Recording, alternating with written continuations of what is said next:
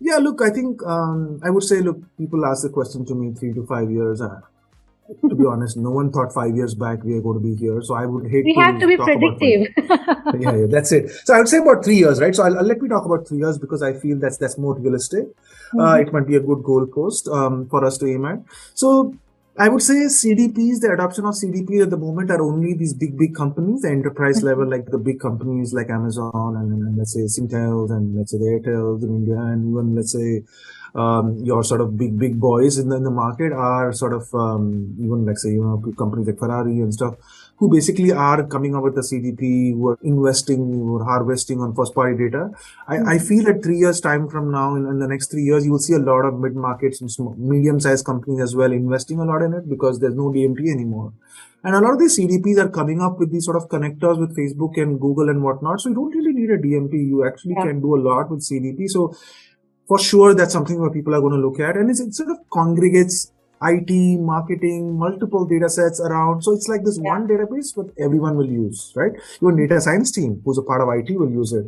I would say MarTech is also sort of, yes, people are much aware of MarTech now. People think that, yes, it's up there. But I still feel that from a use case, from a ROI standpoint, some companies are cracking it, but the others are still kind of figuring out what to do with it. So I would say that, the next 3 years, you will see a lot of sort of beautiful use cases around MarTech and the ROI driven strategies come up. At the moment, FinTech has a lot of them, but I think MarTech is a bit struggling a bit because the last 2 years has been the investment phase. Now you will see the returns phase of it, right? So it's going to be pretty exciting. Mhm. And the last thing I would say, when was the last time sort of you remember a particular brand that you've seen, right? You have seen something on Facebook just a few moments ago or walk into a store. But now if I ask you, hey Shelly, can you tell me last week what was the brand that you saw?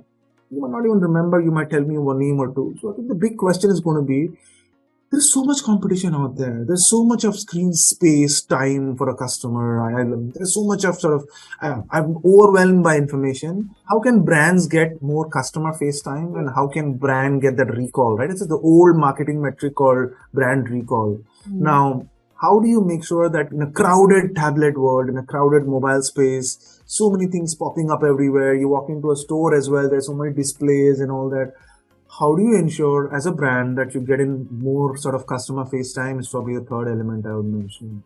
Mm.